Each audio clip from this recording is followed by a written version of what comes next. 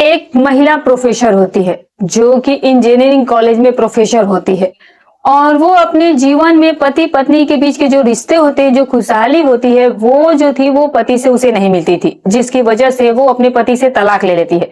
तलाक के बाद वो जिस कॉलेज में पढ़ाती है उसी कॉलेज का कोई स्टाफ नहीं बचता, जिससे कि उसने उस सुख की प्राप्ति के लिए अपने जरूरत के लिए अपने पास ना बुलाया हो। और उसके जो जानने वाले होते हैं, ऐसा कोई व्यक्ति नहीं मिला था कि जिससे कि वो अपनी जरूरतें पूरी ना करवाई हो, लेकिन उसकी जरूरतें फिर भी पूरी नहीं होती हैं। यहाँ तक कि जो स्टूडेंट उसको पसंद आ जाता था वो उसको भी इस खेल में शामिल कर लेती थी और उसके साथ भी वो समय गुजारा करती थी। जो स्टूडेंट उसके मन के मुताबिक परफॉर्मेंस करता उसके साथ वो रहने लगती थी।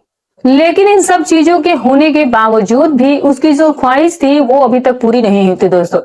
तब उसके इस मोहरे का शिकार हो जाता है उसी के क्लास का एक स्टूडेंट जो कि बीटेक का छात्र होता है। दिखने में काफी स्मार्ट और हैंडसम होता है। वो फर्स्ट ईयर का स्टूडेंट होता है। वो पहले ही साल आकर के एडमिशन लिया था। उसे नहीं पता था कि वो पढ़ने आ रहा था और यहाँ वो टीचर के साथ उसका अफेयर हो जाएगा। बहुत ही इंटरेस्टिंग कहानी है और बहुत ही ज्ञानवर्धक कहानी है दोस्तों, तो पूरी वीडियो को जरूर देखिएगा। और दोस्तों, जो नए दर्शक हमारे चैनल पर आए वो चैनल को सब्सक्राइब कर लीजिएगा और वीडियो को एक लाइक जरूर कर दीजिएगा। और आप हमारी वीडियोस कहां से देखते हैं कमेंट करके जरूर बताइएगा, ताकि आने वाली वीडियोस में मैं आप सभी लोगों का नाम जरूर लूंगी और आप सभी लोगों का तहे दिल से धन्यवाद करूंगी। तो चलिए दोस्तों, आज की जो सच्ची घटना की शुरुआत हुई है, ये घटना जो है वो उत्तर प्रदेश के जिला इंजीनियरिंग कॉलेज होता है। वहीं पर एक महिला प्रोफेसर होती है जिनका नाम अनीसा होता है। अनीसा की उम्र लगभग 32 से 35 साल के बीच में होती है। स्लिम बॉडी और खूबसूरत पहनावा ओढ़ावा था। वो बहुत खूबसूरत थी। दिखने में ऐसा लगता था जैसे कि वो बहुत बड़े घर की है। चूंकि वो प्रोफेसर होती है तो जाहिर सी बात है वो पढ़ी लिखी महिला थी। इनके जो पति थे वो भी एक अच्छे अधिकारी थे और वो अक्सर ही बाहर ही रहते थे। और ये जो थी वो प्रोफेसर थी। अब इन दोनों का जो समय था वो अक्सर साथ में गुजर नहीं पाता था। और जब होता भी था दोनों का मिलन, तो पति को जैसा सुख चाहिए था, पत्नी को जैसा चाहिए था, जो पत्नी को मिल नहीं पा रहा था। और इसी बात की वजह से पति पत्नी में हमेशा ही विवाद रहता था। वो पति को कहती थी कि तुम किसी काम की नहीं हो, जब से तुमसे कुछ नहीं होता है, और जब तुम मेरे साथ आते हो तो तुमसे कुछ होता ही नहीं। और फिर उसके बाद हफ्ते भर के लिए आते हो और फिर ड्यूटी पर लौट जाते हो। आखिर ऐसा हमारी जिंदगी कैसे चलेगी? जबकि उसका पति उसे बहुत समझाने का प्रयास करता है लेकिन वो नहीं मानती है। ये दोनों की जो विवाद होती है वो एक ऐसा मोड़ लेती है। चूंकि अनीता बहुत पढ़ी लिखी थी और साथ ही साथ वो चंचल स्वभाव की भी थी। वो अपने पति को एक दिन उसके हाथों में तलाक का पेपर थमा देती है। कहती है कि मुझे तुम्हारे साथ नहीं रहना, तुम भी कमा रहे हो और मैं भी कमा रही हूँ, तो अपने अपनी लाइफ को हम अपने तरीके से जीते हैं। दोस्तों, इनकी शादी के मात्र 4 साल बाद इनका तलाक हो जाता है। इन दोनों को अब तक बच्चा भी नहीं हुआ था। इन्होंने शादी के 3-4 साल मौज मस्ती में ही गुजारा था। लेकिन शादी के बाद से ही जब अनीसा को लगा कि जो पति है वो किसी काम का है नहीं, इसे जो जरूरत है वो पूरी हो नहीं रही, तो फिर उन्होंने बच्चे के बारे में सोचा भी नहीं। जब ऐसा कुछ होता तो कुछ ना कुछ वो दवाओं का इस्तेमाल कर लेती थी जिससे कि वो प्रेग्नेंट नहीं होती थी। अब जब इन दोनों के तलाक हो जाता है तो तलाक होने के बाद अनीसा जो है वो अपने पति से अलग रहने लगती है। वो अपना एक निजी मकान बना लेती है और मकान बनवाने के बाद वो जिस कॉलेज में प्रोफेसर होती है वो उसी में पढ़ाने जाती थी। अनीसा की एक ऐसी आदत होती है जो कि निजी जरूरतों को पूरा करने के लिए उसने किसी को छोड़ा नहीं था। फिर चाहे वो कॉलेज का ही स्टाफ क्यों ना हो या फिर उसका कोई और रिलेशन में हो, वो अपनी जरूरतें पूरी करने के लिए सभी को वो अपने खेल में शामिल कर लेती थी। वो सब लोगों से ही समय बिताने लगी थी। लेकिन जब इसे लगता है कि कोई भी परफेक्ट नहीं है तो वो जिसको पसंद कर लेती उसके साथ ये रिलेशन बनाने के लिए एग्री कर लेती थी। क्योंकि जो आज का टाइम था कि अगर कोई सामने से ऑफर कर रहा है तो आदमी भी परहेज नहीं करता है। आज का जो युग चल रहा है वो काफी ज्यादा एडवांस युग चल रहा है। लोग वैसे भी एक दूसरे के साथ रिलेशन में आने के लिए कोशिश करते रहते हैं और अगर सामने से ही रिस्पॉन्स आ रहा है तो जाहिर सी बात है कि इजीली जब भी ये किसी को सामने से रिस्पॉन्स देती तो आदमी जो था वो झट तैयार हो जाता था।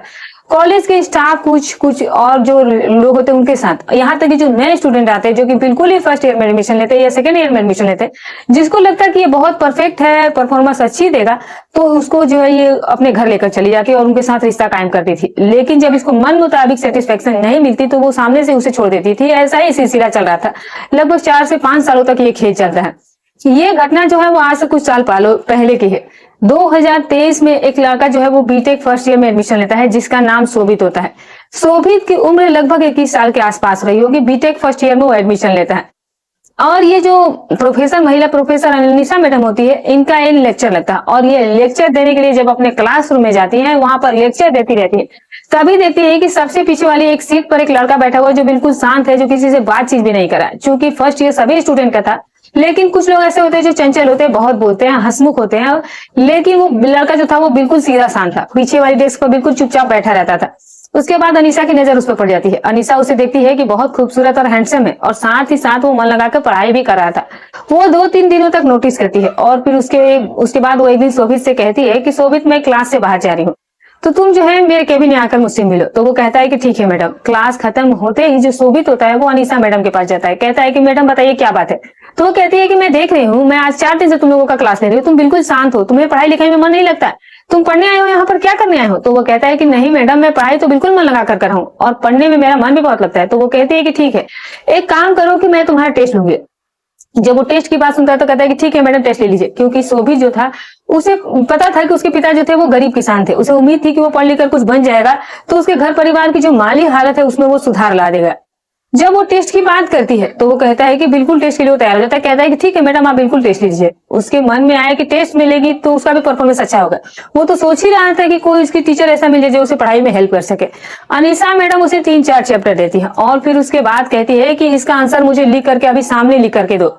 वो जो लड़का है वो आंसर लिख रहा होता है और फिर लिखने के बाद थोड़ी देर में वो अनीसा से कॉपी चेक करवाता है। तो अनीसा जानबूझकर उसमें 5 क्वेश्चन में 3 क्वेश्चन को गलत साबित कर देती है और 2 सही करती है। कहती है कि तुम्हारा तो 30% के ही आसपास है, तुम्हारे 3 क्वेश्चन गलत हो गए, तुम्हारी तो बहुत ही वीक परफॉर्मेंस है। तो वो कहता है कि नहीं मैडम, कुछ आंसर जो है वो बिल्कुल सही है।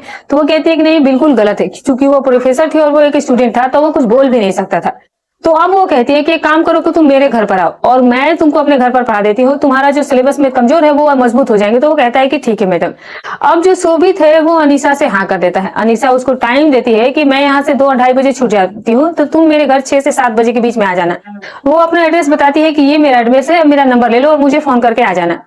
तुम चाहो तो आज से ही आ सकते हो, मुझे कोई दिक्कत नहीं है। तो वो कहता है कि ठीक है मैडम। शोभित जो है वो नंबर लेता है और नंबर लेने के बाद वो फिर अपने घर आ जाता है, क्योंकि उसने कमरा किराए पर लेकर वहां रह रहा था। हॉस्टल इतना महंगा था कि उसके बस की बात नहीं थी, इसीलिए वो एक किराए का कमरा लेकर रहता था। शाम को आता है और शाम के आने के बाद उसे मैडम की याद आता है तो वो उन्हें फोन करता है, कहता है कि मैडम मैं घर पर आ जाऊं। तो वो कहती है हाँ बिल्कुल आ जाओ, मैं अकेली हूँ, आओ तुम्हें पढ़ा देती हूँ। शोभित अपनी साइकिल उठाता है दोस्तों और सीधे पहुंच जाता है वो एड्रेस पर जिस पर मैडम ने उसे बताया था। मैडम के घर पर पहुंचता है तो मैडम जो है वो साड़ी में होती है, जो कि उनका लिबास स्कूली ड्रेस था वो चेंज करके वो खूबसूरत सी एक साड़ी पहनी होती है। वो दरवाजा खोलती है और दरवाजा खोलने के बाद उसे सोफे की तरफ ओवर करती है, कहती है कि बैठ जा यहाँ पर। मैडम शोभित से कहती है कि तुम साइकिल से हो। तो वो कहता है कि हाँ। तो वो कहती है कि रुको मैं तुम्हारे लिए पानी लेकर आती हूँ और फिर उसके बाद उसे एक गिलास पानी देती है और फिर उसका जो सिलेबस होता है उसके बगल में वो सोफे पर बैठ करके कहती है कि लाओ कौन कौन सा बुक लेकर आए हो, मैं तुम्हें पढ़ा देती हूँ। सारी बुक्स वगैरह देती है और फिर उसके बाद 2-4 उसे क्वेश्चन देती है और उसे कहती है कि तुम इसे अपने आप से पहले आंसर लिखो बिना देखे हुए। वो आंसर लिखने लगता है। इसी बीच जो मैडम होती है वो उसके कंधे पर हाथ रख देती है तो थोड़ा सा शोभित को अटपटा भी लगता है। वो उसका हाथ हटा देता है, कहता है कि मैडम ये क्या कर रही है। तो वो कहती है कि कुछ नहीं, तुम मेरे स्टूडेंट हो, हाथ रखने में क्या बुराई है। हाथ वो रखने देता है और फिर जब वो हाथ रख लेती है फिर धीरे धीरे वो हाथ को इधर उधर घुमाने लगती है, कहीं वो इधर उधर से गलत तरीके से उसे स्पर्श कर देती है। अब शोभित को इस चीज से बड़ा अजीब लगने लगा था, क्योंकि शोभित था, वो भी एक नौजवान था, उसकी उम्र भी 21 साल थी, वो भी सब कुछ जानता था। उसे भी फीलिंग हो रही थी कि क्या गलत है और क्या सही है। उसके टच करने से धीरे धीरे करके ऐसा सिलसिला जो था वो लगभग 1-2 दिन चला, लेकिन शोभित को लगा कि शायद मैडम जो है वो गलत कर रही है। शोभित अपने घर जाता है और जो मैडम और शोभित के साथ हुआ रहता है, शोभित जो है वो अपने घर जाने के बाद उसे ही वो सोचता रहता है। वो सोचता रहता है कि मैडम तो बहुत स्मार्ट है, क्या मुझे इनके साथ वो सब कुछ करना चाहिए या नहीं करना चाहिए। इसी कस में वो बस सोचता ही रहता है। तभी उसके दिमाग में आता है कि अगर सामने से कोई ऑफर कर रहा है तो क्या बुराई है, थोड़े ही दिन की तो बात है, अगर सब कुछ अच्छा रहेगा तो ठीक है, वरना कौन सा मुझे इसे शादी करनी है, क्योंकि ये पहले से ही शादीशुदा थी। ये भी नहीं है कि ये गले पड़ जाएगी कि ये मुझसे शादी करेगी। शोभित अपने मन को पढ़ाई की जगह कहीं और घुमा देता है। अगले दिन शोभित फिर पहुंचता है मैडम के घर। अब मैडम उसे छूती तो शोभित जो है उसे अच्छा लगता था। अब शोभित भी मैडम के कंधे पर उठा करके हाथ रख देता है और फिर उसके गाल को भी वो स्पर्श करता है और फिर वो हाथ को और अलग अलग जगहों पर ले जाना लगा था। अब दोनों की जो भावनाएं थी वो कुछ इस कदर से बढ़ने लगी कि मैडम जो थी वो भी अंदर से काफी ज्यादा उत्साहित हो रही थी और शोभित भी अपने आप को कंट्रोल नहीं कर पाता है और दोनों वहीं सोफे पर ही एक दूसरे के साथ जो है वो प्रोग्राम शुरू कर देते हैं। अब ये सिलसिला जो था वो काफी आगे की ओर बढ़ने वाला था। दोनों एक दूसरे के साथ समय गुजारते हैं और अब दोनों की भावनाएं उस जगह पर पहुंच चुकी थी कि दोनों एक दूसरे को कंट्रोल नहीं कर पा रहे थे। शोभित कहता है वो जो सोफा होता है वहीं पर वो शुरुआत करने वाला होता है, तो उसकी मैडम कहती है कि यहाँ नहीं, कमरे में चलते हैं, वहां ज्यादा सेफ रहेगा। अनीसा जाती है, पहले जो मेन दरवाजा होता है उसको बंद करती है और फिर उसके बाद दोनों कमरे में जाते हैं, क्योंकि वो अकेली थी, जाहिर सी बात है वो पहले से ही तलाकशुदा थी। और फिर एक एक करके वो आगे का प्रोग्राम शुरू कर देती है और फिर अपने भी वो कपड़े जो है वो हटा देती है। शोभित जो है वो एक एक करके उसके वो ही काम करता है जो वो कह रही थी। कुछ ही देर में देखते देखते जो महिला टीचर कॉलेज में एक पूर्ण भारतीय लिबास में थी, वो वहां पर कुछ अलग ही दिख रही थी। अब उसके बदन पर कुछ बचा नहीं था। अब जो शोभित था वो भी कहीं ना कहीं अति उत्साहित हो गया था। उसने कभी नहीं सोचा था कि इतनी खूबसूरत महिला, वो भी कॉलेज के प्रोफेसर के साथ, उसे ये सब कुछ करने का अवसर मिलेगा। वो इस बात से बिल्कुल बेखबर था कि आगे उसके साथ क्या होने वाला है और आगे उसकी जिंदगी पर क्या असर पड़ेगा, उसकी पढ़ाई पर क्या असर पड़ेगा, उसकी पढ़ाई भी पूरी होगी या नहीं होगी। उसके सामने केवल वो सुख दिखाई दे रहा था जो सामने उसके खड़ी थी। अब शोभित अपने आप को रोक नहीं पाता है, लेकिन जो अनीसा होती है वो काफी ज्यादा अनुभवी थी। वो शोभित से कहती है कि रुको, सब कुछ मेरे ही हिसाब से होगा और मुझे परफॉर्मेंस अच्छी चाहिए। अब शोभित भी यंगता वो कहता है कि ठीक है। महिला टीचर जो है वो नीचे बैठ जाती है और फिर शोभित से वो अपने तरीके से जो है वो करने को सब कुछ बोल रही थी और कोई भी परहेज नहीं था अनीसा को। वो जैसे जैसे चाह रही थी वो सब कुछ वैसे वैसे शोभित जो था वो उसके अनुसार ही करे जा रहा था। और फिर दोनों यहीं से ऐसे करीब आ जाते हैं दोनों कि फिर आगे इनकी जिंदगी में बहुत कुछ गलत हो जाता है। अब जो महिला टीचर होती है वो उससे शोभित कहता है कि अब मुझसे नहीं होगा और फिर शोभित का वो सर पकड़ करके नीचे की तरफ खींच लेती है और फिर मतलब कि वो उसे कुछ अलग अलग गलत तरीकों से उसके साथ जो है वो समय गुजार रही थी। शोभित भी बिल्कुल अंधा हो चुका था, उसे भी कुछ समझ में नहीं आ रहा था। शोभित अब वो भी करने लगा था जिसकी कल्पना कोई नहीं कर सकता था। अब जो अनीसा होती है वो शोभित को मानो बिल्कुल ही अपनी उंगलियों पर नचा रही थी और शोभित भी बिल्कुल नाचे जा रहा था और लगभग उनके साथ ये प्रोग्राम यहीं से शुरू हो गया था। अब दोनों जो थे वो गलत काम करे जा रहे थे और उन्हें कोई रोकने टोकने वाला भी नहीं था।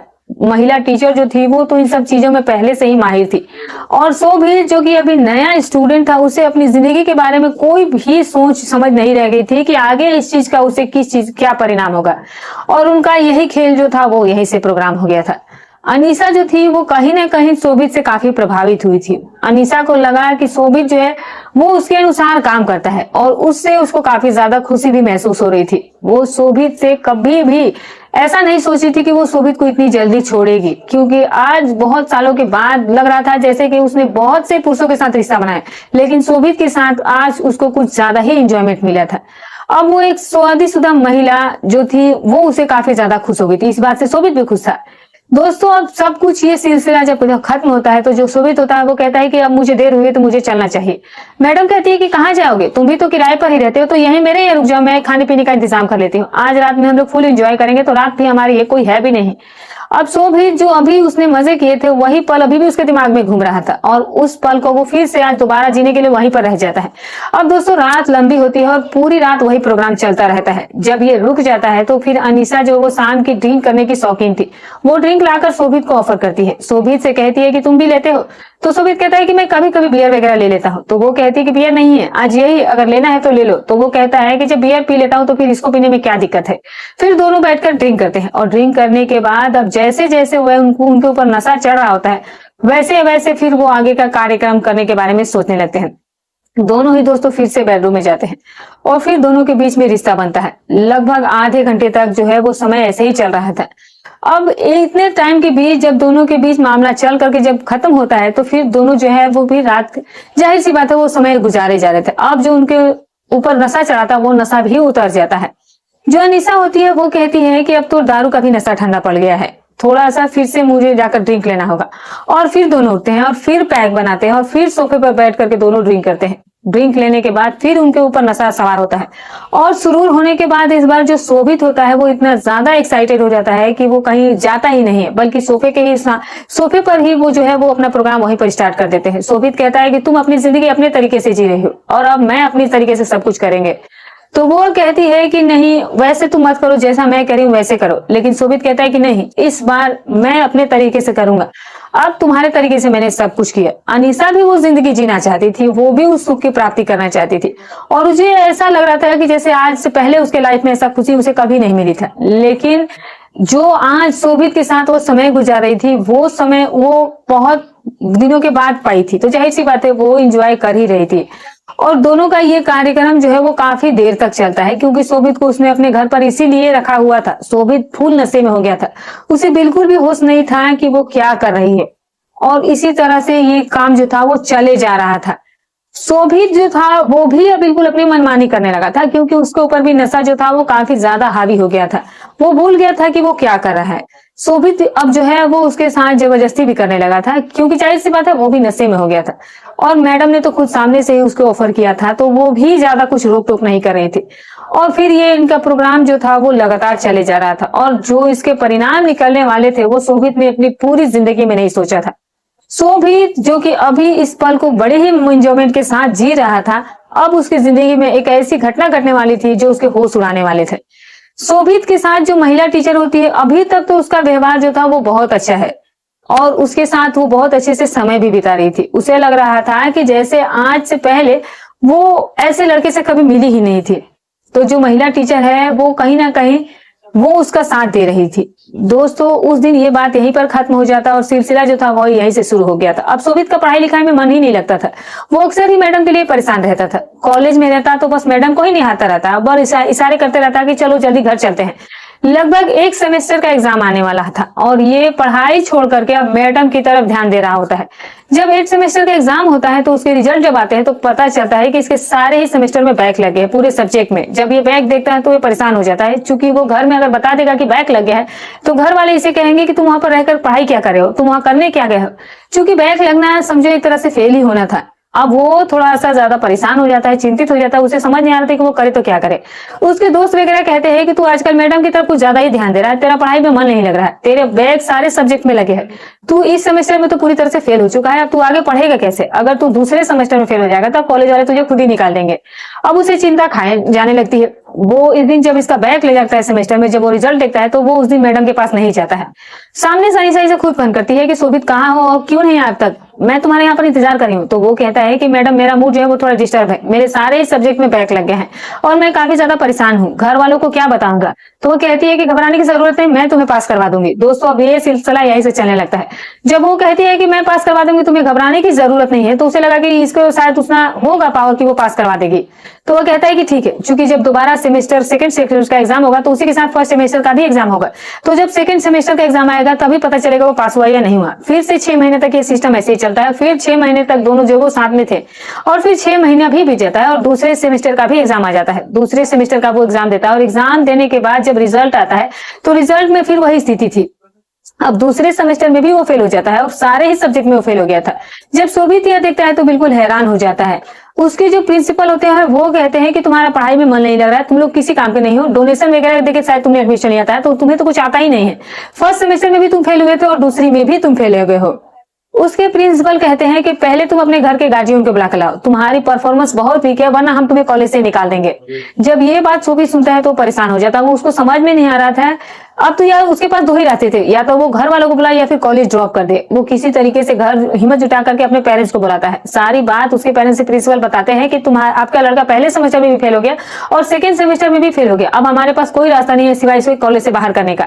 उसके जो पेरेंट्स होते हैं वो प्रिंसिपल के आगे हाथ जोड़ लेते हैं, कहते हैं कि बस एक मौका हमारे बेटे को और दे दीजिए, और अगर इस बार ये फेल हो गया तो फिर जो मन में आए आप करिएगा। हम लोगों ने काफी उम्मीद से इसे पढ़ाई के लिए यहाँ भेजा है, हमारे पास पढ़ाई के लिए पैसे भी नहीं थे, हमने कर्ज लेकर के इसे यहाँ पर पढ़ाई के लिए भेजा है।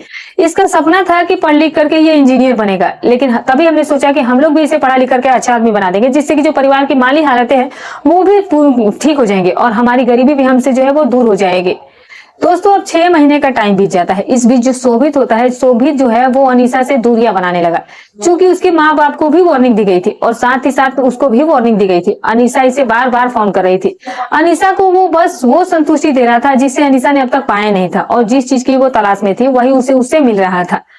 अब 3 से 4 दिन का वक्त बीत जाता है। कॉलेज में जब ये अनीसा के घर नहीं जाता है तो अनीसा इससे कहती है कि तुम मेरी ऑफिस में आकर के मुझसे मिलो। वो नहीं जाता है तो फिर अनीसा एक बार फिर से वापस आती है और कहती है कि शोभित, तुम्हें समझ नहीं आया कि मैंने तुम्हें अपने केबिन में बुलाया। शोभित डर जाता है, क्योंकि जो और सारे स्टूडेंट होते हैं वो क्लास के, वो सबको ही पता था कि कहीं ना कहीं इन दोनों का कुछ चक्कर चल रहा है। इसीलिए जो अनीसा मैडम है वो शोभित को बार बार पूछती रहती है, वो उसका काफी ज्यादा ख्याल भी रखते हैं।